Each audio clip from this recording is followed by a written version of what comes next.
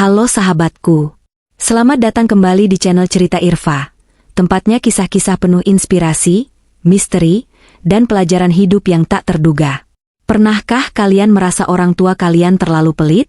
Bayangkan, ibu kalian adalah seorang pejabat terpandang dengan gaji puluhan juta, tapi dia tega menghitung setiap butir beras yang kalian masak. Rasanya sesak, bukan? Inilah yang dialami oleh Rascal. Namun, di balik sikap kikir sang ibu, ternyata ada rahasia besar yang akan mengubah hidup Rascal selamanya dalam waktu 7 hari saja. Sebelum kita masuk ke babak pertama yang penuh ketegangan, yuk absen dulu. Tulis di kolom komentar nama kalian, asal kota, ketik hadir, agar kita bisa saling menyapa di komunitas Cerita Irfa ini. Jangan lupa juga untuk klik tombol like dan subscribe serta nyalakan lonceng notifikasinya. Karena ending cerita kali ini benar-benar di luar dugaan dan akan membuat kalian merinding. Sudah siap? Mari kita mulai kisahnya. Rumah mewah di kawasan elit itu selalu terasa dingin, sedingin sikap pemiliknya. Rascal berdiri mematung di dapur, memperhatikan Ibu Aruna yang sedang mengenakan seragam dinas lengkap dengan lencana pejabatnya yang mengkilap. Namun, pemandangan itu terasa sangat kontras dengan apa yang sedang dilakukan tangan ibu di atas meja. Ibu Aruna tidak sedang memeriksa dokumen negara, melainkan sedang menimbang butiran beras menggunakan timbangan digital kecil dengan ketelitian yang luar biasa. Rascal merasa dadanya sesak setiap kali melihat rutinitas pagi itu. Sebagai seorang pejabat tinggi, gaji Ibu Aruna sudah pasti lebih dari cukup untuk membeli 1 ton beras setiap bulan tanpa harus merasa kekurangan. Namun, Ibu Aruna justru seolah terobsesi dengan setiap butir yang masuk ke dalam panci penanak nasi. Beliau selalu memastikan jumlah beras yang dimasak tidak boleh lebih dari takaran yang telah ditetapkannya secara kaku. Jika Rascal melebihkan sedikit saja, atau ada butiran yang terjatuh ke lantai dan terbuang, ibu akan langsung menegurnya dengan kata-kata yang tajam dan menusuk.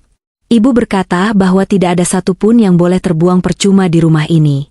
Bagi Rascal, ini bukan lagi tentang penghematan, melainkan sebuah bentuk kekikiran yang sudah di luar nalar.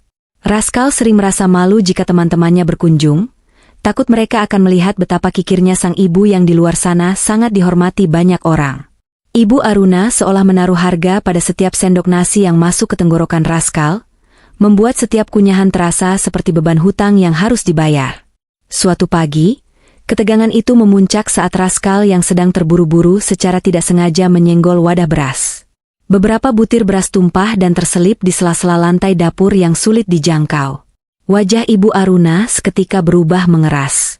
Beliau menatap butiran beras di lantai itu, seolah-olah Rascal baru saja membuang bongkahan emas. Tanpa peduli pada Rascal yang harus segera berangkat kuliah, ibu memerintahkannya untuk memungut butiran itu satu persatu sampai bersih. Rascal mencoba membela diri, mengatakan bahwa itu hanyalah beberapa butir beras yang harganya bahkan tidak sampai 100 rupiah. Namun, Ibu Aruna tetap bersikukuh dengan sorot mata yang dingin. Ibu menegaskan bahwa setiap butir yang jatuh adalah sebuah kegagalan dalam menghargai hidup. Rascal terpaksa berlutut di lantai dapur, memunguti beras-beras itu dengan rasa benci yang mulai memuncak di dalam hatinya. Ia tidak mengerti mengapa ibunya yang memiliki segalanya justru bersikap sangat rendah soal makanan. Pagi itu menjadi titik balik bagi Rascal. Ia merasa tidak bisa lagi hidup di bawah tekanan hitung-hitungan butiran nasi dari sang ibu. Rascal berjanji pada dirinya sendiri bahwa ia akan membuktikan bisa hidup tanpa bergantung pada beras milik ibu. Ia bertekad untuk mencari uang sendiri secara sembunyi-sembunyi, meskipun ia tahu jadwal kuliahnya sangat padat. Rascal ingin mengganti setiap gram beras yang pernah ia makan, agar ibu tidak punya alasan lagi untuk menghitung setiap suap nasi yang ia telan. Kesedihan dan amarah itu ia simpan rapat-rapat, menjadi bahan bakar untuk mulai bekerja keras di belakang punggung sang ibu. Tekanan di dalam rumah mewah itu semakin hari semakin terasa mencekik leher Rascal. Pagi ini, suasana meja makan terasa lebih berat dari biasanya. Ibu Aruna duduk tegak dengan seragam dinasnya yang rapi, sementara di hadapannya terdapat piring dengan porsi nasi yang sudah ditakar dengan presisi yang mengerikan. Rascal hanya bisa menunduk, menyendok nasi ke mulutnya dengan perasaan hambar. Setiap kali denting sendok beradu dengan piring, ibu akan melirik tajam, seolah sedang menghitung berapa banyak energi yang dihabiskan Rascal hanya untuk mengunyah makanan yang menurut ibu sangat berharga itu. Raskal mencoba mencairkan suasana dengan menanyakan keperluan biaya kuliah tambahannya, namun ibu hanya menjawab dengan dingin bahwa setiap pengeluaran harus dicatat dan dipertanggungjawabkan hingga kesatuan terkecil. Ibu menekankan kembali bahwa hidup bukan tentang seberapa besar gaji yang diterima, melainkan tentang seberapa ketat seseorang menjaga apa yang dimilikinya. Jawaban itu membuat Raskal tersedak. Baginya, logika ibu sangatlah cacat. Bagaimana mungkin seorang pejabat yang mengelola anggaran miliaran rupiah di kantornya harus bersikap seperti orang yang sedang berada di ambang kemiskinan saat berada di rumah sendiri? Setelah ibu berangkat ke kantor dengan mobil dinasnya yang mengkilap, Raskal segera bergerak. Ia tidak lagi ingin menjadi benalu di rumah yang penuh dengan aturan kikir tersebut. Dengan modal nekat, Raskal mulai mencari pekerjaan apa saja yang bisa dilakukan tanpa mengganggu jadwal kuliahnya yang padat. Ia mendatangi sebuah pasar induk yang letaknya cukup jauh dari lingkungan elit tempat tinggalnya. Di sana, Raskal menawarkan tenaga sebagai kuli panggul lepas dan tenaga pembersih sisa sayuran di sore hari. Awalnya, tangan Raskal yang halus mulai melepuh dan punggungnya terasa seolah akan patah saat memikul karung-karung berat.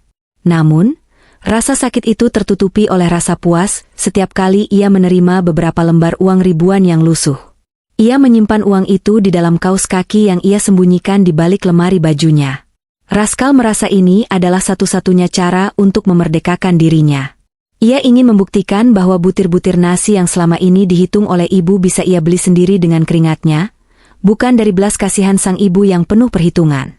Suatu sore, saat Raskal pulang dengan tubuh yang sangat letih dan bau keringat yang menyengat, ia dikejutkan dengan kehadiran ibu yang ternyata sudah pulang lebih awal.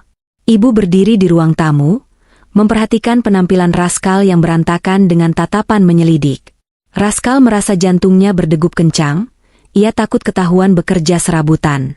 Namun, ibu hanya bertanya dari mana ia berasal dengan nada suara yang datar namun menusuk. Raskal berbohong, mengatakan bahwa ia baru saja selesai mengerjakan tugas kelompok di rumah teman yang rumahnya tidak berpendingin ruangan, sehingga ia berkeringat hebat. Ibu tidak langsung percaya. Ia mendekati Raskal dan mencium aroma dari baju Raskal yang kotor. Bukannya memarahi soal kebersihan, ibu justru kembali membahas soal pemborosan deterjen yang harus digunakan untuk mencuci baju kotor itu. Ibu mengeluh tentang berapa banyak air dan sabun yang akan terbuang, hanya karena kecerobohan Raskal menjaga kebersihan pakaiannya. Mendengar hal itu, kemarahan Raskal hampir saja meledak. Ia ingin sekali berteriak bahwa ia sedang mencari uang untuk mengganti setiap butir beras di rumah ini, namun ia menahan diri. Ia hanya bisa mengepalkan tangan di balik saku celananya, merasakan kasar lembaran uang hasil kerjanya sebagai pengingat bahwa ia harus bersabar sedikit lagi. Ketegangan itu berlanjut hingga malam hari. Saat Raskal hendak mengambil minum di dapur, ia melihat ibu sedang duduk sendirian di meja makan yang gelap, hanya diterangi lampu kecil dari arah kulkas. Ibu tampak sedang memandangi wadah beras transparan itu dengan tatapan yang sangat kosong, seolah sedang melihat sesuatu yang mengerikan di dalam sana. Raskal yang awalnya ingin menyapa, mengurungkan niatnya. Ia merasa ada sesuatu yang tidak beres dengan kondisi psikologis ibunya, namun rasa kesal karena terus-menerus ditekan soal penghematan membuat Raskal menutup mata terhadap keganjilan itu. Keesokan harinya, Raskal semakin gencar bekerja. Ia bahkan rela pulang lebih malam demi mendapatkan upah tambahan. Di kepalanya hanya ada satu target, membeli satu karung beras kualitas terbaik untuk diletakkan di dapur sebagai pengganti beras yang ia makan selama seminggu ini. Ia ingin melihat bagaimana reaksi ibu jika cadangan beras di rumah itu tiba-tiba bertambah, tanpa harus ibu yang membelinya. Raskal merasa bahwa dengan melakukan itu, ia sedang memenangkan sebuah pertempuran melawan kekikiran ibunya yang tidak masuk akal. Namun, di tengah kesibukannya bekerja, Raskal mulai melihat perubahan pada wajah ibu yang semakin hari tampak semakin pucat dan kuyu. Ibu sering terlihat melamun di depan televisi yang bahkan tidak dinyalakan. Setiap kali ada berita tentang pemeriksaan pejabat di kantor-kantor pemerintahan, ibu akan langsung mematikan sumber berita tersebut dengan tangan yang gemetar. Raskal sempat berpikir apakah ini adalah beban kerja yang berat, ataukah ada hal lain yang ibu sembunyikan di balik hitung-hitungan berasnya yang gila itu. Meski begitu, ego masa muda Raskal tetap lebih besar. Ia tetap menganggap ibunya adalah orang kikir yang sedang menuai kelelahan dari sifat buruknya sendiri. Puncak dari babak ini adalah ketika Raskal akhirnya berhasil mengumpulkan uang yang cukup untuk membeli karung beras pertamanya. Ia membeli beras itu di toko kelontong pinggiran, agar tidak ada orang yang mengenalnya. Dengan napas terengah-engah, ia membawa karung itu masuk lewat pintu belakang saat ibu sedang berada di kamar mandi. Ia merasa seperti seorang agen rahasia yang sedang melakukan misi besar. Saat ia berhasil menuangkan beras itu ke dalam wadah milik ibu dan merapikannya kembali sesuai garis takaran yang biasa ibu buat, ada rasa kemenangan yang manis di hatinya. Rascal tersenyum sinis, membayangkan bahwa mulai besok, ia tidak lagi memakan harta ibunya yang penuh dengan perhitungan dingin tersebut. Ia merasa telah berhasil membungkam kehinaan yang selama ini ia rasakan di meja makan. Kemenangan kecil yang dirasakan Rascal saat berhasil menyelundupkan beras pertamanya ke dalam wadah di dapur ternyata hanya permulaan dari sebuah permainan petak umpet yang melelahkan. Pagi itu, Rascal sengaja bangun lebih awal, duduk di meja makan dengan perasaan yang jauh lebih tenang. Ia ingin melihat reaksi Ibu Aruna saat menyadari bahwa timbangan berasnya mungkin akan menunjukkan angka yang berbeda, atau setidaknya tekstur beras yang ia beli jauh lebih pulen dibandingkan beras murah yang biasa ibu beli untuk konsumsi harian mereka. Ibu Aruna muncul dari kamar dengan langkah yang terdengar lebih berat dari biasanya. Seragam dinasnya masih tetap rapi, namun sorot matanya tampak redup, seperti lilin yang hampir habis sumbunya. Tanpa menyapa Rascal, ibu langsung menuju lemari dapur dan mengeluarkan timbangan digital keramatnya. Rascal menahan napas, memperhatikan jemari ibu yang gemetar saat mengambil satu takaran beras. Ibu terdiam sejenak, memandangi butiran beras di telapak tangannya. Ada kerutan di dahi ibu yang menandakan beliau menyadari sesuatu yang berbeda. Namun anehnya, ibu tidak mengucapkan sepatah kata pun. Beliau hanya mendesah panjang. Sebuah desahan yang terdengar seperti perpaduan antara kelelahan dan rasa lega yang disembunyikan. Ketegangan di rumah itu tidak lantas mencair hanya karena Rascal sudah mulai mandiri. Justru, Rascal merasa ada tembok tak kasat mata yang semakin menebal di antara mereka. Rascal kini memiliki misi baru. Ia harus tetap bekerja di pasar induk setiap sore hingga malam agar pasokan beras yang ia selundupkan tidak terputus. Ia mulai terbiasa dengan aroma bawang busuk, suara teriakan para pedagang, dan peluh yang membasahi seluruh tubuhnya. Di kampus, Rascal menjadi sosok yang lebih pendiam. Ia sering tertidur di pojok perpustakaan saat jeda kuliah, mengumpulkan sisa-sisa tenaga untuk kembali memanggul karung di sore hari. Rekan-rekan kerjanya di pasar, yang rata-rata adalah orang-orang kelas bawah, justru memberikan Rascal perspektif baru tentang hidup. Mereka makan dengan lahap meski hanya dengan lauk seadanya, tanpa ada yang menghitung berapa butir nasi yang masuk ke mulut. Pemandangan ini membuat Rascal semakin membenci kekakuan ibunya di rumah. Ia merasa Ibu Aruna telah merampas kebahagiaan paling sederhana dalam hidup, yaitu menikmati makanan tanpa rasa bersalah. Rascal bersumpah dalam hati, suatu saat ia akan membawa ibu ke pasar ini, hanya untuk memperlihatkan bahwa orang-orang yang tidak memiliki jabatan tinggi pun bisa hidup lebih kaya, secara mental daripada seorang pejabat yang kikir. Namun, di balik kegigihan Rascal, situasi di kantor Ibu Aruna tampaknya sedang tidak baik-baik saja. Suatu malam, saat Rascal baru saja pulang dengan langkah gontai, ia mendengar suara gaduh dari arah ruang kerja ibu. Rascal mengintip dari balik celah pintu yang sedikit terbuka. Ia melihat ibu sedang membongkar tumpukan berkas dengan terburu-buru. Wajah ibu tampak sangat cemas. Keringat dingin membasahi pelipisnya padahal pendingin ruangan di kamar itu diatur cukup rendah. Rascal melihat ibu merobek beberapa kertas dan memasukkannya ke dalam mesin penghancur dokumen dengan gerakan yang sangat gelisah. Rascal sempat terpikir untuk masuk dan bertanya apa yang sedang terjadi. Namun ego dan rasa sakit hatinya karena perlakuan ibu selama ini menahan langkahnya. Ia justru berpikir negatif. Mungkinkah ibunya sedang berusaha menutupi jejak korupsi? Bukankah biasanya pejabat yang kikir di rumah adalah mereka yang paling rakus di luar sana untuk menumpuk harta haram? Pikiran itu meracuni otak Rascal. Ia merasa muak melihat kemewahan rumah ini yang ia duga dibangun dari hasil yang tidak benar. Sementara ia sendiri harus bekerja sampai tulang-tulangnya terasa remuk hanya untuk segenggam beras yang halal. Esok harinya, Rascal memutuskan untuk menggali informasi lebih dalam. Saat ibu sudah berangkat kerja, Rascal mencoba memasuki ruang kerja tersebut. Ruangan itu sangat rapi, hampir tidak ada debu.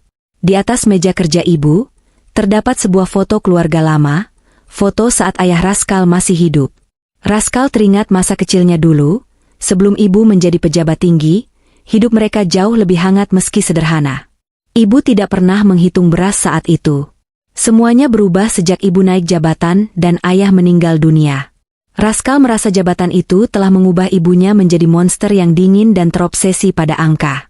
Saat sedang memeriksa laci meja, Raskal menemukan sebuah map berwarna coklat yang bertuliskan, Audit Internal. Di dalamnya terdapat daftar nama rekan-rekan kerja ibu, dan beberapa nama telah dilingkari dengan tinta merah. Nama Ibu Aruna tidak ada di sana, namun ada catatan kecil di pinggir kertas yang bertuliskan, jangan sampai Raskal tahu, biarkan dia tetap menganggapku buruk asal dia selamat. Kalimat itu membuat Raskal mematung. Apa maksudnya? Mengapa ibu harus peduli pada pandangan Raskal jika memang ibu sedang melakukan sesuatu yang buruk? Raskal segera menutup map itu saat mendengar suara mobil memasuki halaman rumah. Ia bergegas keluar dari ruang kerja dan berpura-pura sedang menonton televisi di ruang tengah. Ibu masuk dengan wajah yang lebih gelap dari kemarin. Beliau bahkan tidak melepas sepatunya, langsung duduk di sofa seberang Raskal dan memejamkan mata rapat-rapat. Raskal memperhatikannya, ada guratan kesedihan yang sangat dalam di wajah wanita yang melahirkannya itu. Untuk pertama kalinya dalam bertahun-tahun, Raskal merasakan secuil rasa iba. Namun ia segera menepisnya saat teringat betapa hinanya ia harus berlutut memunguti butiran beras tempo hari. Malam itu, ibu kembali melakukan rutinitasnya di dapur. Kali ini, ibu tidak hanya menghitung beras, tapi juga menghitung berapa banyak air yang digunakan untuk mencuci beras tersebut. Ibu memperingatkan Raskal agar tidak menggunakan air secara berlebihan, karena tagihan listrik dan air bulan ini melonjak. Raskal hanya menjawab dengan gumaman pendek, sambil tangannya meraba saku celana yang berisi uang upahnya hari ini. Ia merasa muak dengan sandiwara penghematan ini. Di matanya, ibu hanyalah seorang wanita kaya yang menderita penyakit kikir yang akut. Tanpa sepengetahuan Raskal, setiap malam setelah Raskal tertidur, Ibu Aruna selalu masuk ke kamar anaknya. Beliau berdiri di ambang pintu, menatap Raskal yang tertidur kelelahan dengan telapak tangan yang kasar dan penuh luka lecet. Ibu Aruna tahu Raskal bekerja di pasar. Beliau tahu beras di wadah itu berganti merek setiap minggunya. Ibu ingin sekali memeluk Raskal dan menjelaskan semuanya, namun ia tahu ada mata-mata yang mengawasi rumah mereka. Ia tahu bahwa musuh-musuh politiknya di kantor sedang mencari titik lemahnya, dan satu-satunya cara melindungi Raskal adalah dengan menjauhkan Raskal dari segala bentuk fasilitas mewah yang mungkin nantinya akan dianggap sebagai hasil kejahatan. Raskal yang tetap tidak tahu apa-apa, terus melanjutkan hidupnya yang ganda. Ia semakin mahir menyembunyikan kelelahannya di depan ibu, dan semakin lihai menyelundupkan barang-barang kebutuhan pokok rumah tanpa terdeteksi sebagai barang pemberian. Ia merasa sedang membangun benteng pertahanannya sendiri, bersiap untuk hari di mana ia bisa benar-benar meninggalkan rumah ini tanpa membawa satu butir pun hutang budi pada sang ibu. Namun, waktu terus berjalan menuju hari ketujuh. Hari di mana semua rahasia yang tersimpan rapat di balik timbangan beras itu akan meledak dan menghancurkan segala persepsi yang selama ini Raskal yakini. Gemini berkata, memasuki hari keempat, atmosfer di dalam rumah itu tidak lagi sekadar dingin, melainkan mulai terasa mencekam. Raskal terbangun dengan sekujur tubuh yang kaku akibat memanggul belasan karung beras di pasar induk semalam. Saat ia tertatih menuju dapur untuk meneguk air, ia mendapati Ibu Aruna sudah berdiri di sana, terpaku di depan jendela yang menghadap ke arah gerbang depan.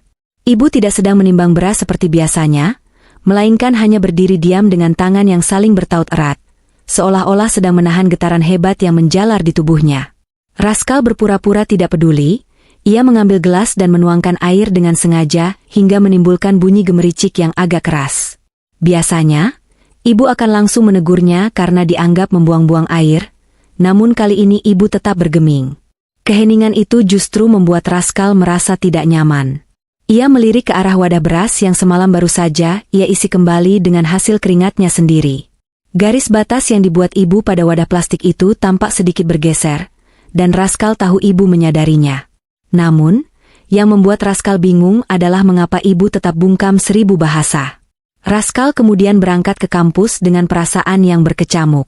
Di perjalanan, ia melihat beberapa mobil hitam terparkir tidak jauh dari rumahnya, dengan orang-orang berpakaian rapi yang tampak mengawasi gerak-gerik siapapun yang keluar masuk. Perasaan was-was mulai merayap di benak Raskal. Apakah ini ada hubungannya dengan pekerjaan ibu sebagai pejabat? Ataukah ini berkaitan dengan kasus korupsi yang mulai hangat dibicarakan di media massa? Raskal mencoba menepis pikiran itu, meyakinkan dirinya bahwa ia harus fokus bekerja agar bisa segera mengumpulkan cukup uang untuk menyewa kamar kos dan keluar dari rumah yang menyesakan itu. Sore harinya di pasar induk, tenaga Raskal seolah terkuras habis lebih cepat dari biasanya. Ia terus terpikir bayangan ibu yang berdiri kaku di dapur pagi tadi. Seorang mandor pasar yang biasanya galak, tiba-tiba menghampiri Raskal dan memberikan upah tambahan berupa 2 bungkus nasi padang. Mandor itu berkata bahwa Raskal terlihat sangat pucat dan butuh asupan tenaga lebih. Raskal menerima nasi itu dengan tangan gemetar. Di sana, di tengah riuh rendahnya pasar yang kumuh, ia justru merasakan kehangatan yang tidak pernah ia dapatkan di rumah mewahnya. Ia makan dengan lahap, sambil merenungkan betapa ironisnya hidup. Ia anak seorang pejabat tinggi, namun merasa lebih dihargai oleh seorang buruh pasar. Saat jam menunjukkan pukul 9 malam, Raskal memutuskan untuk pulang lebih awal karena firasatnya semakin tidak enak. Benar saja, sesampainya di lingkungan perumahannya, suasana tampak lebih sunyi dari biasanya. Lampu jalan di depan rumahnya padam, menyisakan kegelapan yang pekat. Raskal masuk lewat pintu belakang dengan hati-hati. Saat ia melewati ruang tengah, ia mendengar suara isak tangis yang sangat lirih dari arah kamar ibu. Raskal terpaku di balik tembok. Selama ini, Ibu Aruna adalah sosok wanita baja yang tidak pernah menunjukkan emosi sedikitpun, apalagi menangis. Raskal memberanikan diri mendekat dan mengintip lewat celah pintu kamar ibu yang tidak tertutup rapat. Di sana, ia melihat ibu sedang duduk di lantai, bersandarkan tempat tidur, dengan tumpukan dokumen yang berserakan di sekelilingnya. Ibu sedang memegang sebuah buku tabungan kusam, buku tabungan yang Raskal kenali sebagai peninggalan almarhum ayahnya. Ibu mengusap foto keluarga kecil yang terselip di dalam buku itu, sambil membisikkan kata-kata yang membuat jantung Raskal serasa berhenti berdetak. Ibu memohon maaf kepada ayah karena harus bersikap kejam kepada Raskal demi menjaga sisa-sisa harga diri mereka. Dalam igauan tangisnya, ibu menyebutkan bahwa ia terjebak dalam pusaran intrik politik yang sangat kotor di kantornya. Atasannya menekan ibu untuk menandatangani dokumen pengadaan fiktif yang nilainya fantastis. Ibu menolak, namun akibatnya ia diancam akan dikambing hitamkan jika tidak menurut. Raskal mulai memahami sedikit demi sedikit. Alasan ibu menghitung setiap butir beras bukan karena ia kikir atau gila harta, melainkan karena ibu sedang berusaha membersihkan hidup mereka dari segala sesuatu yang berbau uang negara yang tidak jelas asal-usulnya. Ibu ingin memastikan bahwa apapun yang mereka makan saat ini adalah hasil dari gaji pokoknya yang murni, bukan dari dana taktis atau gratifikasi yang sering ditawarkan kepadanya. Namun, rasa benci yang sudah mengakar di hati Raskal selama bertahun-tahun tidak bisa hilang begitu saja. Ia masih merasa bahwa cara ibu mendidiknya terlalu ekstrim dan menyakitkan. Raskal mundur perlahan, kembali ke kamarnya dengan pikiran yang bertabrakan. Ia bingung harus bersimpati atau tetap pada pendiriannya untuk membenci ibu. Ia melihat uang hasil kerjanya di pasar yang tersimpan rapi di bawah tempat tidur. Uang itu sekarang terasa sangat berat di tangannya. Apakah ia harus memberitahu ibu bahwa ia sudah tahu semuanya? Ataukah ia harus tetap diam dan membiarkan ibu memikul bebannya sendiri? Malam itu, Raskal tidak bisa tidur. Ia mendengar langkah kaki ibu yang bolak-balik menuju dapur. Raskal mengintip dan melihat ibu kembali menimbang beras. Namun kali ini dengan gerakan yang sangat lambat, seolah setiap butir beras itu adalah butiran pasir waktu yang terus berkurang. Ibu tampak sangat teliti, memisahkan beberapa butir yang terlihat patah atau kotor. Raskal baru menyadari bahwa selama ini ibu bukan sekadar menghitung jumlahnya, tapi memastikan kualitas apa yang masuk ke tubuh anaknya. Ada sisi perfeksionis yang lahir dari ketakutan akan kontaminasi dosa dalam setiap suap nasi yang mereka makan. Keesokan paginya, suasana di meja makan kembali seperti biasa, kaku dan penuh tekanan. Ibu Aruna sudah kembali ke mode pejabat dinginnya. Beliau menatap piring Raskal dan berkomentar bahwa Raskal tampak lebih kurus. Lalu ibu menambahkan 1 sendok nasi lagi ke piring Raskal, sesuatu yang sangat langka terjadi. Tanpa menatap mata Raskal, ibu berkata bahwa tenaga harus dijaga, karena minggu ini akan menjadi minggu yang sangat panjang. Kalimat itu terdengar seperti sebuah peringatan akan badai besar yang akan segera datang menghantam rumah mereka. Raskal hanya mengangguk pelan, ia memakan nasi tambahan itu dengan perasaan yang campur aduk. Nasi itu kini terasa berbeda di lidahnya. Ada rasa getir yang menyakitkan namun juga ada rasa hangat yang mulai merayap. Ia menatap punggung ibu yang berjalan menuju mobil dinasnya dengan bahu yang tampak memikul beban seluruh dunia. Raskal tahu bahwa waktu mereka di rumah ini mungkin tidak lama lagi. Ia memutuskan untuk terus bekerja di pasar, bukan lagi sekadar untuk mengganti beras, tapi untuk menyiapkan tabungan darurat jika sewaktu-waktu ibu benar-benar jatuh dan mereka harus kehilangan segalanya. Hari kelima sudah menanti, dan Raskal merasa ia harus menjadi lebih kuat dari sebelumnya untuk menghadapi apapun yang akan terjadi di akhir minggu ini. Hari kelima dimulai dengan gema sirene yang terdengar lamat-lamat dari kejauhan, namun di dalam rumah mewah itu, kesunyian justru terasa lebih memulakan. Raskal terbangun dengan napas memburu, ia bermimpi tentang butiran beras yang berubah menjadi kerikil tajam di tenggorokannya. Saat ia melangkah ke dapur, ia mendapati Ibu Aruna sedang duduk terpaku di meja makan. Di depannya bukan lagi piring berisi nasi, melainkan sebuah laptop yang layarnya menampilkan grafik keuangan dan deretan angka yang rumit. Ibu tampak sangat fokus, jemarinya bergerak cepat di atas papan ketik, sementara sesekali ia mengusap wajahnya yang tampak 10 tahun lebih tua hanya dalam semalam. Raskal berdiri di ambang pintu dapur, memperhatikan bagaimana ibu mengambil segenggam beras dari wadah transparan itu, lalu menjatuhkannya kembali satu persatu, seolah sedang menghitung detak jantungnya sendiri. Kali ini, Raskal tidak merasakan amarah yang meledak-ledak seperti biasanya. Ada rasa penasaran yang bercampur dengan kecemasan setelah mendengar isak tangis ibu semalam. Ia mendekat, hendak mengambil air minum, namun langkahnya terhenti saat ibu tiba-tiba bersuara tanpa menoleh sedikit pun. Ibu bertanya dengan nada datar apakah Raskal sudah makan, sebuah pertanyaan sederhana yang jarang sekali ibu ajukan di pagi hari yang sibuk. Raskal menjawab singkat bahwa ia akan makan di kampus. Namun, Ibu Aruna justru bangkit dan menarik sebuah kursi, mengisyaratkan Raskal untuk duduk di hadapannya. Ibu menatap Raskal dengan tajam, namun kali ini bukan tatapan menghakimi, melainkan tatapan yang penuh dengan selidik yang mendalam. Ibu bertanya dari mana asal beras yang ada di wadah itu sekarang. Raskal terdiam, jantungnya berdegup kencang. Ia mengira rahasianya tertutup rapat, namun ternyata ketelitian ibu terhadap butiran beras tidak bisa dikelabui. Ibu tahu bahwa tekstur dan aroma beras itu bukan berasal dari toko langganan yang biasa ibu datangi untuk membeli jatah bulanan mereka yang terbatas. Raskal akhirnya mengaku bahwa ia bekerja di pasar induk sebagai kuli panggul. Ia menunggu reaksi ledakan amarah dari ibu, mengira ibu akan merasa malu karena anak seorang pejabat tinggi bekerja kasar di tempat kumuh. Namun, yang terjadi justru sebaliknya. Ibu Aruna terdiam cukup lama, matanya berkaca-kaca, dan untuk pertama kalinya Raskal melihat bibir ibu sedikit gemetar. Ibu tidak marah, beliau justru mengangguk pelan seolah sedang mengonfirmasi sesuatu dalam pikirannya. Ibu berkata bahwa setidaknya sekarang ia tahu Raskal tidak akan mati kelaparan jika dunia ini tiba-tiba menjadi sangat kejam terhadap mereka. Percakapan itu terputus saat ponsel ibu berdering terus-menerus. Ibu Aruna segera berubah kembali menjadi sosok pejabat yang kaku. Beliau menerima telepon dengan bahasa formal yang dingin, namun Raskal bisa melihat urat leher ibu yang menegang. Dari potongan pembicaraan itu, Raskal menangkap kata, penyitaan, audit, dan rekayasa.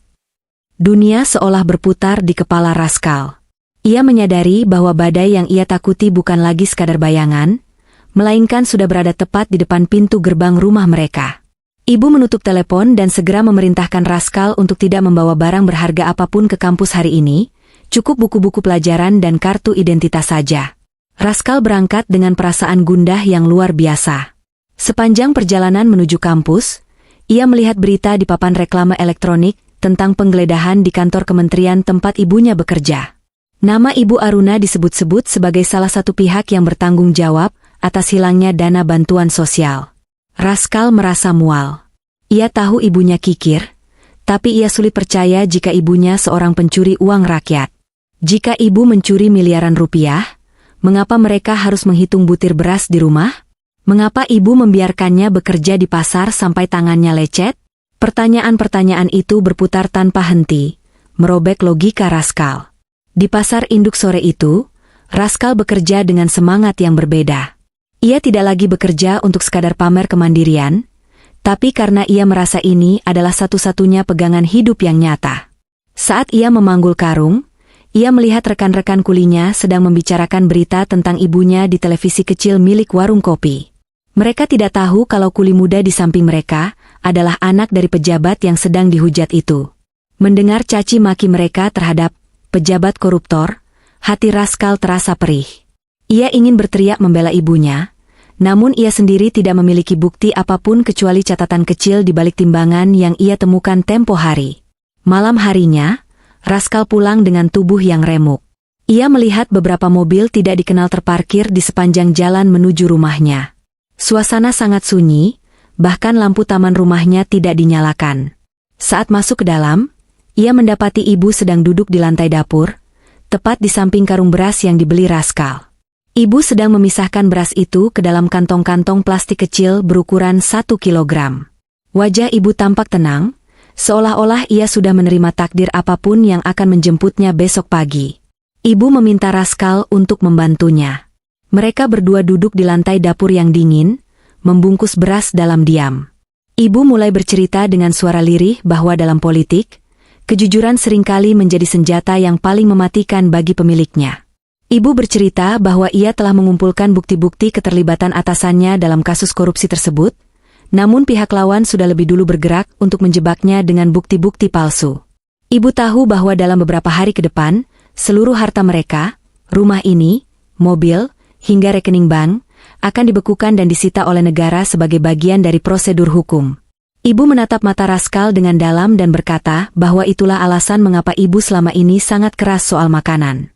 Ibu ingin Raskal terbiasa hidup dengan apa yang benar-benar menjadi miliknya, bukan apa yang dipinjamkan oleh jabatan. Ibu ingin perut Raskal bersih dari segala sesuatu yang mungkin nantinya akan dianggap sebagai hasil kejahatan. Beras yang dihitung setiap butirnya adalah simbol bahwa mereka hanya mengambil apa yang menjadi hak mereka, tidak kurang dan tidak lebih. Raskal merasa air matanya mulai jatuh. Ia merasa sangat berdosa karena selama ini telah menganggap ibunya sebagai sosok yang jahat dan kikir. Sebelum malam berakhir, ibu memberikan sebuah kunci kecil kepada Raskal. Ibu berpesan agar Raskal tetap menyimpan beras hasil kerjanya di tempat yang aman, bukan di dalam rumah ini. Ibu seolah memberikan kode bahwa dalam waktu dekat, rumah ini tidak akan lagi menjadi tempat perlindungan mereka. Raskal memeluk ibunya dengan erat, sebuah pelukan yang sudah bertahun-tahun tidak ia lakukan. Di balik keangkeran seragam dinasnya, ibu hanyalah seorang wanita yang sedang berjuang sendirian melawan serigala-serigala di kantornya demi menjaga masa depan anaknya agar tetap halal. Malam itu, mereka tertidur di lantai dapur, bersandarkan karung beras yang kasar. Raskal tidak lagi peduli dengan kemewahan kamar di lantai atas.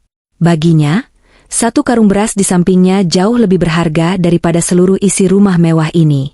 Ia tahu esok adalah hari ke-6, hari di mana tekanan hukum akan semakin kuat, dan ia berjanji akan berdiri di samping ibunya, apapun yang terjadi. Kekikiran ibu yang selama ini dianggap sebagai beban, kini dirasakannya sebagai jaring pengaman yang telah disiapkan ibu agar Raskal tidak ikut jatuh terlalu dalam saat badai itu benar-benar merobohkan segalanya. Pagi di hari ke-6 datang dengan suasana yang mencekam, jauh lebih menyesakan dibanding hari-hari sebelumnya. Belum sempat matahari naik tinggi, gerbang depan rumah mewah itu sudah diketuk dengan keras oleh beberapa orang pria bersafari gelap. Raskal terbangun dari tidurnya di lantai dapur dengan jantung yang berdegup kencang. Ia melihat Ibu Aruna sudah berdiri tegak, merapikan seragam dinasnya di depan cermin kecil di lorong dapur, seolah-olah ia sedang bersiap menghadapi medan perang yang paling menentukan dalam hidupnya. Tanpa banyak bicara, Ibu Aruna membuka pintu depan. Raskal mengintip dari balik pilar ruang tengah. Ia melihat para petugas itu menunjukkan surat tugas penggeledahan dan penyitaan sementara aset-aset yang diduga terkait dengan kasus korupsi di kementerian tempat ibu bekerja. Raskal merasa darahnya berdesir hebat. Seluruh isi rumah itu mulai didata, mulai dari lukisan di dinding, perangkat elektronik, hingga mobil yang terparkir di garasi. Para petugas itu bekerja dengan dingin, menempelkan stiker penyitaan di setiap sudut barang mewah yang selama ini Raskal anggap sebagai simbol keangkuhan ibunya. Ibu Aruna hanya berdiri diam di tengah ruang tamu, memperhatikan setiap jengkal hartanya ditandai oleh negara. Tidak ada tangisan, tidak ada perlawanan.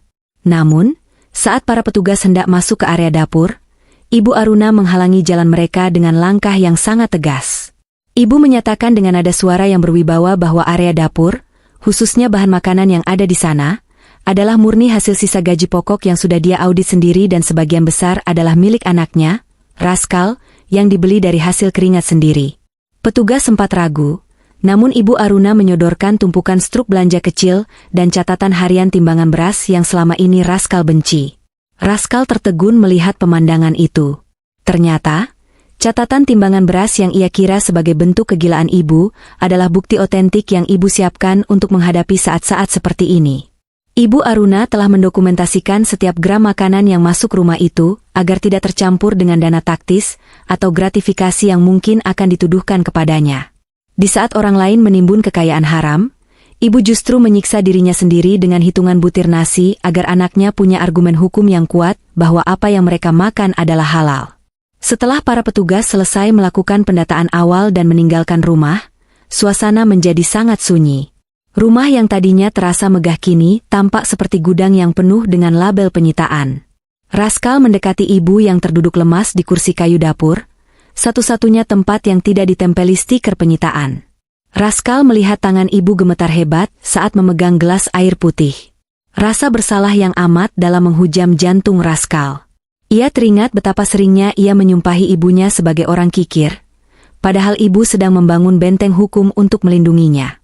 Ibu Aruna menatap Raskal dan berbisik bahwa mulai besok, kemungkinan besar rekening ban mereka akan diblokir sepenuhnya. Ibu meminta Raskal untuk segera mengambil uang hasil kerjanya di pasar dan menyimpannya baik-baik. Ibu menegaskan bahwa uang itu adalah satu-satunya uang yang bersih, dan tidak akan bisa disentuh oleh pihak manapun karena bukan berasal dari fasilitas jabatan. Raskal mengangguk pelan, air matanya hampir tumpah. Ia baru menyadari bahwa kemandirian paksa yang ibu terapkan selama seminggu ini adalah latihan militer bagi mentalnya agar tidak hancur saat kenyamanan hidupnya dicabut paksa oleh keadaan. Sore itu, Raskal tetap berangkat ke pasar induk, namun kali ini dengan perasaan yang jauh berbeda. Ia tidak lagi merasa malu atau merasa sebagai korban dari ibunya yang pelit. Ia merasa sebagai seorang prajurit yang sedang mengumpulkan amunisi untuk bertahan hidup. Di pasar, berita tentang penggeledahan rumah Ibu Aruna sudah menjadi konsumsi publik. Raskal mendengar orang-orang di sekitarnya menghujat nama ibunya, menyebutnya sebagai pejabat yang berpura-pura sederhana padahal koruptor besar. Raskal ingin sekali berteriak membela ibunya. Namun ia teringat pesan ibu untuk tetap tenang dan tidak menarik perhatian. Saat sedang memanggul beban di pasar, Raskal bertemu dengan seorang pria tua penjual kopi keliling yang sudah mengenalnya cukup lama. Pria itu menepuk bahu Raskal dan memberikan seplastik kecil singkong rebus. Pria itu berkata bahwa dalam hidup, terkadang orang harus terlihat buruk di mata dunia hanya untuk menyelamatkan satu orang yang mereka cintai. Kata-kata itu terasa sangat personal bagi Raskal. Ia menyadari bahwa itulah yang sedang dilakukan ibunya. Ibu Aruna rela dianggap kikir, gila, dan sekarang dianggap koruptor, asalkan Raskal tetap memiliki nasi yang halal untuk dimakan. Malam harinya, Raskal kembali ke rumah dan mendapati ibu sedang membakar beberapa dokumen di tempat sampah belakang rumah. Ibu Aruna memberitahu Raskal bahwa ia akan menyerahkan diri ke kantor polisi besok pagi untuk memberikan keterangan yang sebenarnya dan menyerahkan bukti-bukti kunci yang akan menyeret atasannya yang sebenarnya bersalah. Ibu tahu ini berisiko tinggi, dan kemungkinan besar ia akan ditahan selama proses penyidikan berlangsung. Ibu menatap Raskal dengan mata yang sangat lelah namun penuh cinta, meminta Raskal untuk tetap menghitung berasnya sendiri setiap hari sebagai pengingat akan disiplin hidup. Raskal kemudian masuk ke kamarnya dan mengeluarkan semua uang tabungannya. Ia membagi uang itu menjadi dua bagian. Satu bagian untuk dirinya bertahan hidup, dan satu bagian lagi ia selipkan ke dalam tas kerja ibu. Raskal ingin ibu tahu bahwa ia bukan lagi anak manja yang hanya bisa mengeluh. Ia telah belajar arti dari setiap butir beras yang ibu hitung. Malam itu, untuk pertama kalinya, Raskal yang menyiapkan makan malam. Ia menimbang beras itu dengan sangat hati-hati, mengikuti instruksi ibu dengan penuh rasa hormat. Saat mereka makan bersama dalam kesunyian, Raskal merasa nasi itu adalah nasi paling enak yang pernah ia telan dalam hidupnya. Sebelum tidur, Ibu Aruna memberikan sebuah amplop tertutup kepada Raskal. Ibu berpesan agar amplop itu hanya dibuka jika ibu tidak pulang dalam waktu 24 jam. Raskal memegang amplop itu dengan tangan gemetar. Ia tahu bahwa hari ketujuh esok akan menjadi puncak dari segala drama ini. Ia melihat ibunya tertidur di sofa ruang tengah, masih dengan seragam dinasnya yang kini tampak sedikit kusut. Raskal bersumpah dalam hati, apapun yang terjadi besok, ia tidak akan membiarkan butir-butir nasi yang mereka perjuangkan ini menjadi sia-sia. Ia akan membuktikan bahwa didikan, Kikir, ibunya telah melahirkan seorang lelaki yang tangguh dan bermartabat. Fajar di hari ketujuh menyapa dengan atmosfer yang jauh lebih berat dari biasanya. Raskal terbangun bukan karena alarm, melainkan karena suara deru mesin mobil yang terparkir di depan gerbang rumahnya. Saat ia mengintip dari balik tirai kamar, ia melihat dua mobil dinas berwarna gelap sudah menunggu. Di ruang tengah, Ibu Aruna sudah berdiri tegak. Beliau tidak mengenakan seragam dinas kebesarannya hari ini, melainkan kemeja putih polos yang tampak sangat kontras dengan wajahnya yang pucat namun tenang. Ibu sedang memegang tas kerja yang di dalamnya sudah terselip uang tabungan hasil keringat Raskal yang ia temukan semalam.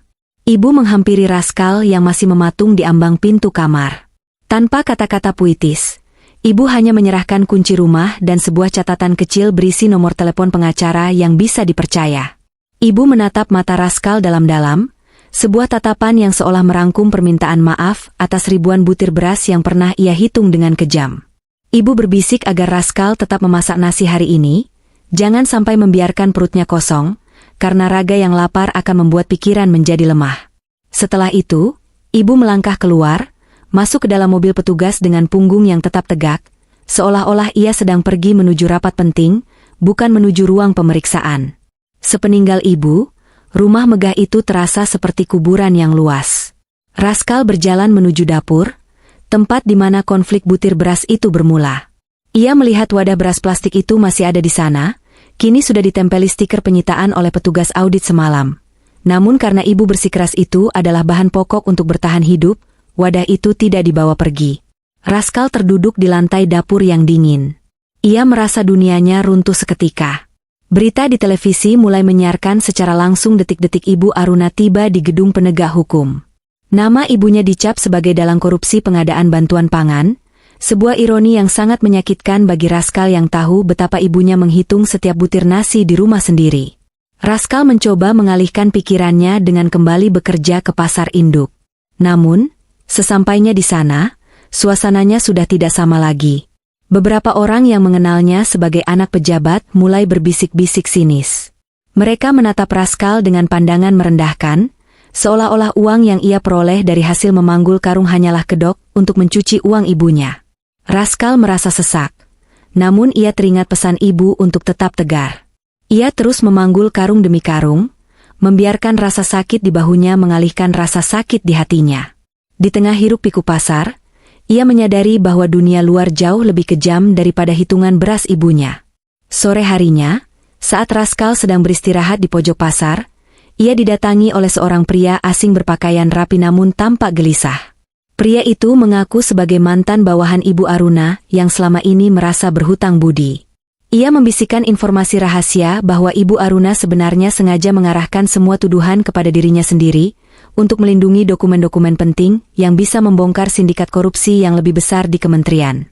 Pria itu memberikan sebuah kode loker di stasiun kereta api pusat kepada Raskal, mengatakan bahwa di sanalah ibu menyimpan beras yang sebenarnya, bukti-bukti asli yang akan membersihkan nama ibu suatu saat nanti.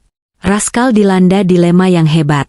Jika ia mengambil dokumen itu, ia mungkin akan dalam bahaya besar. Namun jika ia diam saja, ibunya akan mendekam di penjara sebagai seorang pengkhianat negara. Ia teringat kembali pada setiap butir beras yang ia masak semalam. Kejujuran dan ketelitian ibu dalam menghitung beras bukan sekadar obsesi, melainkan simbol bahwa ibu tidak ingin ada satu butir pun kesalahan yang terselip dalam hidup mereka. Raskal akhirnya memutuskan untuk pergi ke stasiun. Dengan sisa tenaga yang ada, ia menembus kemacetan kota, merasa seperti sedang membawa beban yang jauh lebih berat daripada karung beras manapun yang pernah ia panggul. Sesampainya di loker stasiun, Raskal menemukan sebuah tas ransel kusam. Di dalamnya bukan hanya dokumen, melainkan juga sebuah rekaman suara dan buku harian ibu. Raskal terduduk di bangku stasiun yang ramai, membuka lembar demi lembar buku harian itu. Di sana, ibu menuliskan rasa hancurnya setiap kali harus membentak Raskal soal nasi. Ibu menulis, Hari ini Raskal menjatuhkan 5 butir beras. Aku memarahinya sampai dia menangis. Maafkan ibu, nak. Ibu harus membuatmu benci pada pemborosan, karena sebentar lagi kita mungkin tidak punya apa-apa untuk dimakan selain kejujuran kita sendiri. Air mata Raskal tumpah tak terbendung, membasahi kertas-kertas kusam itu. Raskal menyadari bahwa selama ini ia telah salah menilai cinta. Cinta ibunya tidak berbentuk pelukan hangat atau hadiah mewah, melainkan berbentuk disiplin baja dan perlindungan yang menyakitkan. Ibu Aruna sedang berperang melawan raksasa, dan ia memastikan anaknya memiliki mentalitas yang cukup kuat untuk bertahan jika ia gugur di medan laga. Raskal segera menyimpan kembali tas itu dan bergegas pulang. Ia tahu para musuh ibunya mungkin sedang mengawasinya. Ia harus segera menyembunyikan bukti-bukti ini di tempat yang paling tidak terduga, tempat yang hanya diketahui olehnya dan ibunya. Malam itu, Raskal kembali ke rumahnya yang sudah sunyi senyap. Ia masuk ke dapur dan membuka bagian bawah timbangan beras digital milik ibu yang sudah rusak. Di sanalah ia menemukan sebuah celah kecil, tempat ibu biasa menempelkan catatan-catatan pengingatnya. Raskal melipat beberapa dokumen penting dan menyisipkannya di sana, lalu memasang kembali alat itu. Ia merasa inilah tempat aman, karena tidak akan ada orang yang menyangka bahwa di balik benda yang dianggap sebagai simbol kekikiran itu, tersimpan kunci keadilan bagi ibunya. Sebelum menutup hari ke-7 yang melelahkan, Raskal duduk di meja makan sendirian.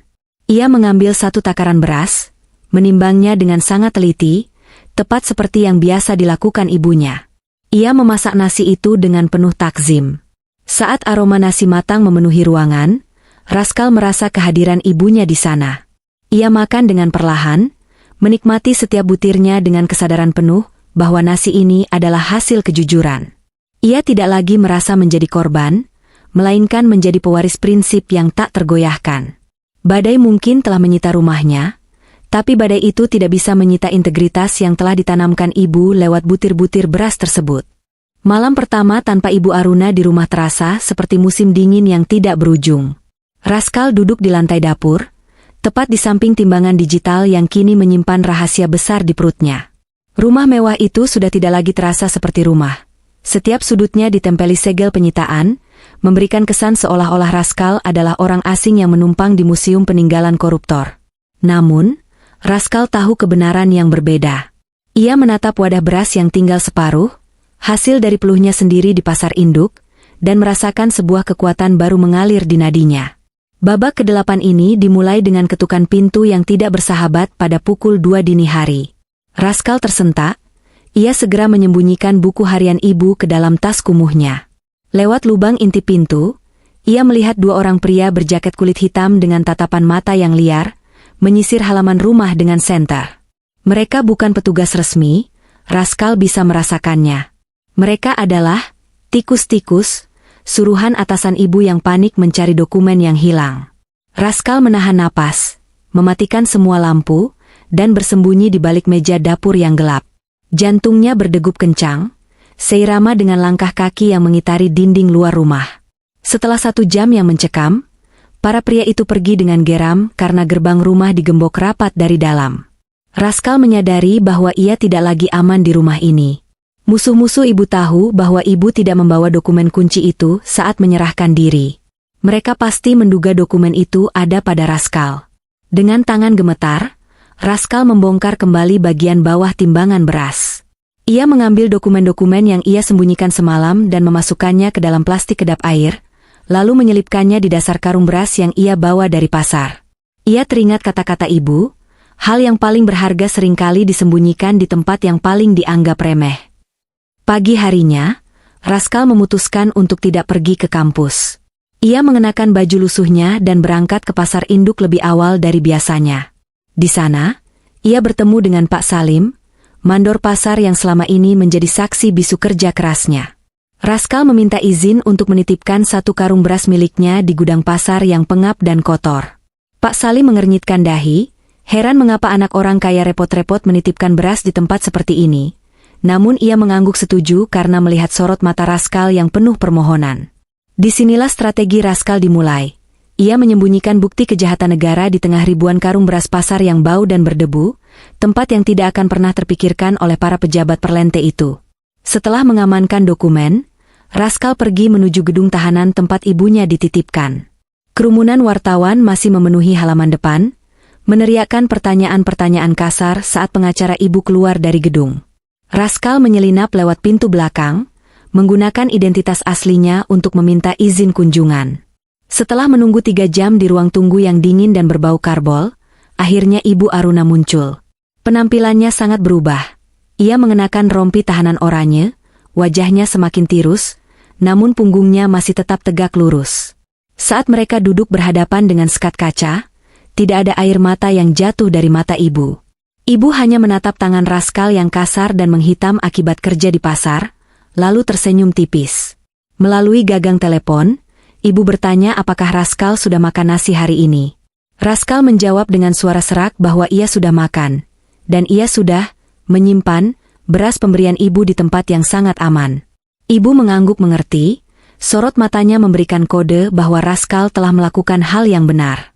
Ibu berbisik bahwa badai akan mencapai puncaknya besok, dan Raskal harus bersiap untuk kehilangan atap tempatnya berteduh.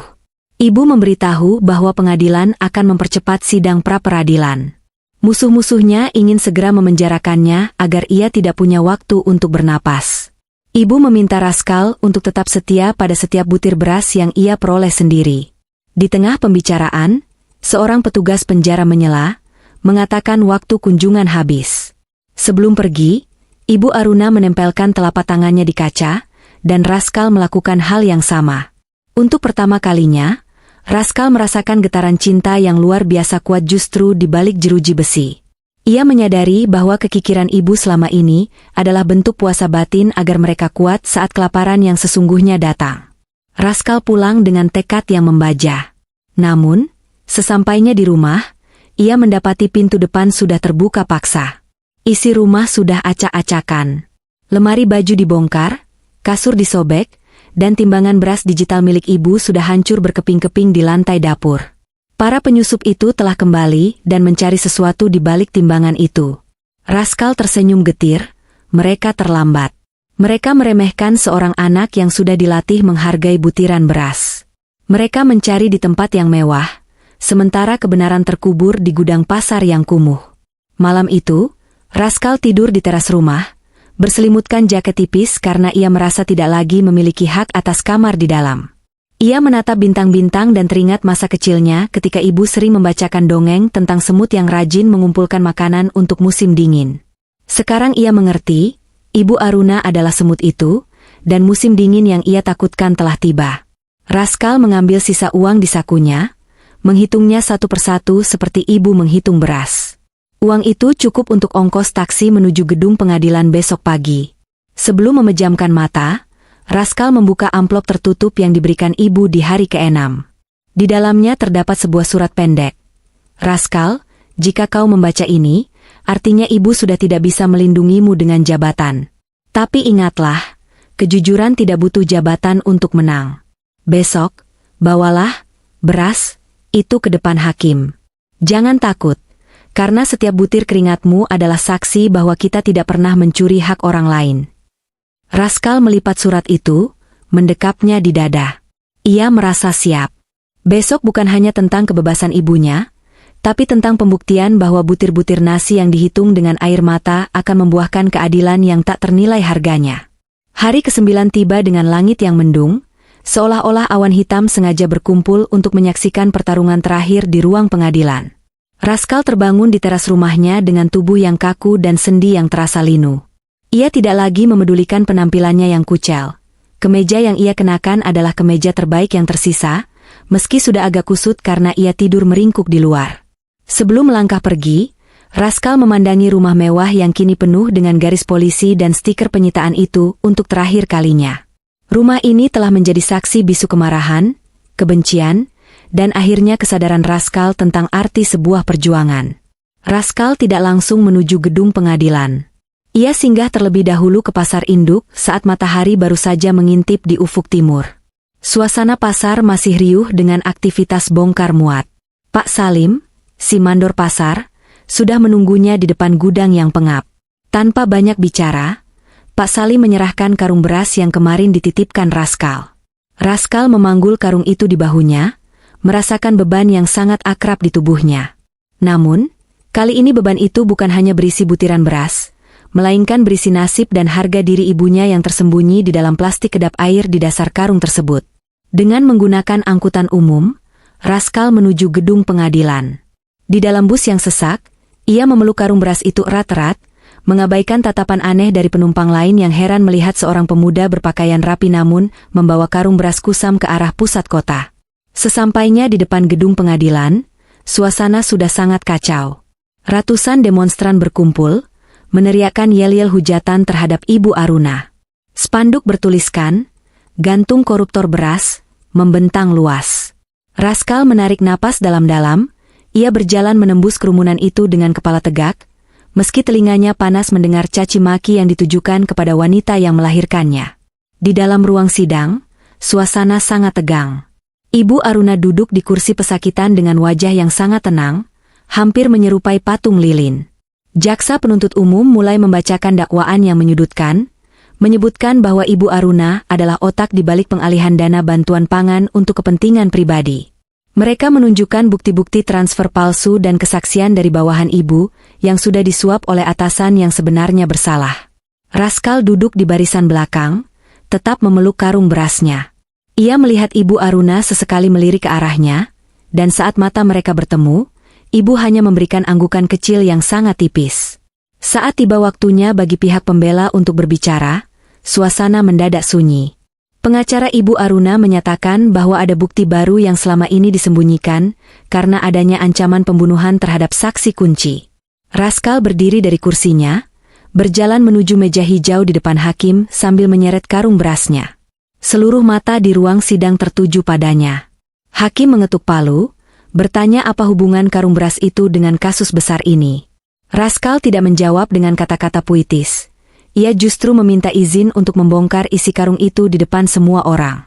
Dengan tangan yang gemetar namun pasti, Raskal menumpahkan isi beras itu ke atas meja barang bukti. Butiran-butiran beras putih bersih berhamburan, menciptakan suara gemerisik yang memecah keheningan ruang sidang. Di tengah tumpukan beras itu, Raskal merobek lapisan kain di dasar karung dan mengeluarkan bungkusan plastik hitam. Di dalamnya terdapat sebuah diska lepas, flash disk, dan tumpukan dokumen audit internal asli yang telah ditandatangani oleh saksi-saksi yang selama ini bungkam. Dokumen itu berisi bukti bahwa Ibu Aruna justru adalah orang yang melaporkan korupsi tersebut sejak awal, namun laporannya diblokir dan ia justru dijebak. Jaksa penuntut mencoba melakukan interupsi, mengklaim bahwa bukti itu bisa saja direkayasa oleh anak terdakwa. Namun, Raskal segera memotong pembicaraan tersebut dengan suara yang lantang dan bergetar. Ia bercerita di depan hakim dan seluruh pengunjung sidang tentang kebiasaan ibunya menghitung setiap butir beras di rumah. Ia bercerita bagaimana ia membenci ibunya karena dianggap kikir. Padahal ibunya melakukan itu untuk memastikan bahwa tidak ada satu butir pun hasil haram yang masuk ke perut keluarga mereka.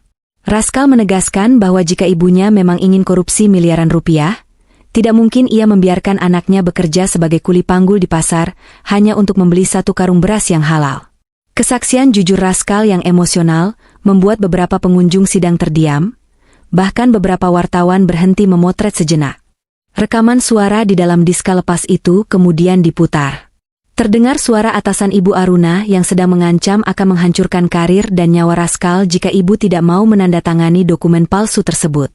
Suara Ibu Aruna terdengar tegas dalam rekaman itu, menyatakan bahwa ia lebih baik mati kelaparan bersama anaknya daripada harus memakan uang rakyat. Mendengar rekaman itu, wajah jaksa penuntut umum berubah pucat pasi, sementara para demonstran di luar yang menyaksikan lewat layar besar mulai berubah menjadi hening.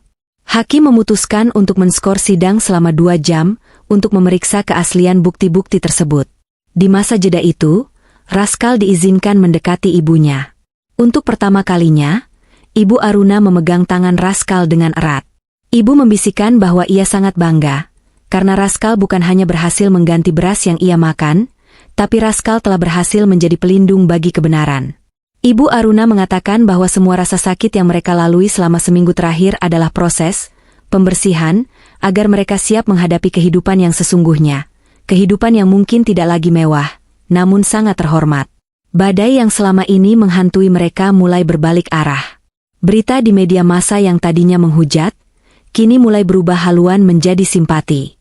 Publik mulai menyadari bahwa Ibu Aruna adalah pahlawan yang dikhianati oleh sistemnya sendiri. Raskal duduk di samping ibunya, mengawasi sisa-sisa butiran beras yang masih berserakan di atas meja sidang. Baginya, butiran beras itu bukan lagi sekadar makanan, melainkan saksi bisu dari sebuah kejujuran yang tak ternilai. Ia tahu, babak terakhir akan segera dimulai, dan apapun keputusan hakim nantinya, ia sudah memenangkan pertempuran yang paling penting. Pertempuran untuk membersihkan nama baik ibunya dan menemukan kembali jati dirinya sebagai seorang lelaki yang mandiri. Gemini berkata. Udara di dalam ruang sidang terasa membeku saat hakim ketua kembali memasuki ruangan setelah skorsing 2 jam yang terasa seperti selamanya. Raskal duduk di barisan depan, jemarinya bertaut erat, sementara matanya tak lepas dari Ibu Aruna yang masih duduk tenang di kursi pesakitan. Di atas meja barang bukti, butiran beras yang tadi tumpah masih berserakan, memantulkan cahaya lampu plafon yang dingin. Butiran-butiran itu kini bukan lagi sekadar bahan pangan, melainkan saksi bisu yang telah membongkar kebusukan di tingkat tertinggi pemerintahan. Hakim ketua berdehem, suaranya menggema lewat pengeras suara yang memenuhi setiap sudut ruangan hingga ke pelataran gedung di mana ribuan orang menunggu dengan napas tertahan. Berdasarkan bukti rekaman suara dan dokumen audit internal yang disembunyikan di dalam karung beras Raskal, pengadilan menyatakan bahwa dakwaan terhadap Ibu Aruna tidak terbukti secara sah dan meyakinkan. Sebaliknya, bukti-bukti tersebut secara terang benderang menunjukkan adanya konspirasi besar yang melibatkan atasan Ibu Aruna dan beberapa vendor pengadaan pangan. Hakim memerintahkan agar Ibu Aruna dibebaskan seketika dari segala dakwaan dan memulihkan nama baiknya. Suasana ruang sidang seketika pecah. Tepuk tangan dan isak tangis haru terdengar dari bangku pengunjung. Raskal melompat dari kursinya, berlari menerjang pagar pembatas untuk memeluk Ibu Aruna. Untuk pertama kalinya di depan publik, Ibu Aruna melepaskan topeng kedinginannya. Beliau memeluk Raskal dengan sangat erat, air matanya jatuh membasahi bahu kemeja Raskal yang kusut. Tidak ada lagi kata-kata soal hitungan beras atau penghematan air. Yang ada hanyalah detak jantung 2 orang manusia yang baru saja selamat dari badai yang hampir menenggelamkan hidup mereka. Namun, kemenangan hukum itu tidak serta-merta mengembalikan kemewahan mereka. Saat mereka keluar dari gedung pengadilan, Ibu Aruna dengan sukarela menyatakan pengunduran dirinya dari jabatan pejabat tinggi. Beliau merasa sistem yang ada sudah terlalu beracun, dan ia lebih memilih untuk hidup sebagai warga biasa yang tenang. Sore itu, mereka kembali ke rumah mewah yang masih ditempeli garis polisi. Prosedur pencabutan penyitaan akan memakan waktu berhari-hari, sehingga mereka bahkan tidak diizinkan masuk ke dalam rumah untuk mengambil pakaian. Ibu Aruna menatap rumah besar itu dengan tatapan hambar. Beliau menoleh ke arah Raskal dan tersenyum tipis, lalu mengajak Raskal pergi dari sana hanya dengan membawa tas ransel berisi buku harian ayah, dan 1 kantong plastik kecil berisi sisa beras yang tadi dibawa ke pengadilan. Mereka berjalan kaki menuju halte bus, meninggalkan kemegahan yang selama ini menjadi penjara bagi batin mereka. Ibu Aruna berkata bahwa ia sudah tidak punya apa-apa lagi. Tabungan banknya masih dibekukan dan rumah itu kemungkinan akan dijual untuk menutupi biaya pengacara yang membantunya selama ini. Raskal merangkul bahu ibunya dengan bangga. Ia membawa Ibu Aruna ke sebuah rumah kontrakan kecil di dekat pasar induk, tempat yang sudah ia sewa secara rahasia menggunakan uang hasil kerjanya sebagai kuli panggul selama seminggu ini. Rumah itu sempit. Hanya ada 1 kamar dan dapur kecil yang ubinnya sudah retak-retak. Namun, saat Ibu Aruna masuk ke sana, beliau menarik napas dalam-dalam dan berkata bahwa udara di rumah kontrakan ini terasa jauh lebih segar daripada di rumah mewah mereka yang penuh dengan intrik dan kecurigaan. Malam itu, di dapur kecil kontrakan tersebut, Raskal bersiap untuk memasak. Ia mengambil timbangan digital milik ibu yang sempat ia selamatkan dari reruntuhan di rumah lama. Saat ia hendak menimbang beras, Ibu Aruna memegang tangannya. Ibu menggeleng pelan sambil tersenyum manis. Ibu berkata bahwa mulai hari ini, mereka tidak perlu lagi menghitung setiap butir beras dengan ketakutan. Disiplin itu sudah meresap ke dalam jiwa Raskal, dan tujuan ibu sudah tercapai. Ibu ingin Raskal tahu bahwa kejujuran adalah satu-satunya harta yang tidak akan pernah bisa disita oleh jaksa, polisi, maupun musuh politik manapun. Raskal memasak nasi dengan perasaan ringan yang luar biasa. Saat mereka makan bersama di atas lantai beralaskan tikar pandan, Ibu Aruna bercerita tentang rahasia terakhirnya. Ternyata, Selama seminggu Raskal bekerja sembunyi-sembunyi, ibu selalu mengikuti Raskal dari jauh dengan mobil sewaan yang berbeda-beda. Ibu melihat Raskal bersusah payah memanggul karung, melihat Raskal makan nasi bungkus di pinggir jalan, dan melihat Raskal tetap tegar meski dihina. Ibu melakukan itu untuk memastikan anaknya benar-benar sudah siap mental. Ibu tahu bahwa kejujuran di negeri ini harganya sangat mahal, dan ia ingin memastikan anaknya sanggup membayar harga itu tanpa harus menjadi pengemis. Plot twist yang paling menyentuh terjadi saat Ibu Aruna mengeluarkan sebuah kunci kecil dari balik kalungnya. Kunci itu bukan kunci brankas emas, melainkan kunci sebuah gudang kecil di desa kelahiran ayah Raskal. Ibu bercerita bahwa selama bertahun-tahun, setiap kali ia menerima gaji pokoknya, ia selalu menyisihkan sedikit uang untuk membeli lahan sawah kecil di desa atas nama Raskal. Ibu tidak pernah menyentuh uang tunjangan atau gratifikasi apapun untuk lahan itu. Itulah alasan ibu sangat kikir di rumah. Ia ingin semua uang, halalnya dikumpulkan untuk masa depan Raskal yang mandiri sebagai petani atau pengusaha beras yang jujur. Kini Raskal mengerti sepenuhnya. Ibunya bukan seorang pejabat kikir yang gila harta, melainkan seorang ibu yang sangat visioner. Beliau tahu bahwa badai penyitaan akan datang suatu hari nanti, karena kejujurannya di kantor pasti akan membuat musuh-musuhnya bergerak. Ibu telah menyiapkan skenario terburuk agar Raskal tetap bisa berdiri di atas kakinya sendiri. Butir-butir beras yang dihitung selama ini adalah latihan kesabaran agar Raskal menghargai setiap proses sekecil apapun. Cerita berakhir dengan pemandangan pagi hari yang cerah di desa. Raskal tidak lagi memanggul karung milik orang lain di pasar induk. Ia berdiri di tengah sawahnya sendiri yang hijau menguning, dengan Ibu Aruna yang duduk di gubuk sambil memandangi hamparan padi dengan damai. Tidak ada lagi seragam dinas, tidak ada lagi kamera wartawan, dan tidak ada lagi timbangan digital. Mereka hidup dari hasil bumi yang mereka tanam sendiri. Raskal menyadari bahwa satu butir beras yang didapat dari kejujuran dan kerja keras, jauh lebih mengenyangkan daripada segunung nasi yang didapat dari hasil menipu rakyat. Raskal kini sering tersenyum setiap kali melihat beras. Baginya, setiap butir itu adalah simbol cinta ibunya yang luar biasa. Sebuah cinta yang harus menyamar menjadi kekejaman demi menyelamatkan nyawa dan martabat sang anak. Ia telah belajar bahwa kekayaan sejati bukan terletak pada apa yang kita miliki di dalam brankas, melainkan pada apa yang kita berikan ke dalam perut kita dengan cara yang benar. Nama Ibu Aruna mungkin telah dihapus dari daftar pejabat tinggi, namun namanya telah terukir abadi sebagai pahlawan di hati anaknya. Kejujuran dan integritas adalah harta yang tidak bisa disita oleh siapapun. Sikap keras dan kikir seorang ibu seringkali bukan karena kebencian, melainkan bentuk perlindungan agar anak-anaknya memiliki mental baja dan hanya memakan rezeki yang halal. Cerita ini mengajarkan kita bahwa kehormatan seseorang tidak ditentukan oleh jabatan atau kemewahannya, melainkan oleh kemampuannya menjaga kebersihan hati dan kemandirian di tengah badai ujian yang paling berat sekalipun. Terima kasih sudah menyimak kisah Raskal dan Ibu Aruna dari awal hingga akhir di channel Cerita Irfa. Kisah ini mengingatkan kita bahwa kasih sayang orang tua tidak selalu datang dalam bentuk kemanjaan atau kemewahan. Terkadang, cinta itu hadir melalui kedisiplinan yang keras, didikan yang tajam, dan ujian kemandirian yang menyakitkan. Semua itu demi menjaga agar kita tetap tegak berdiri saat badai kehidupan datang menerjang.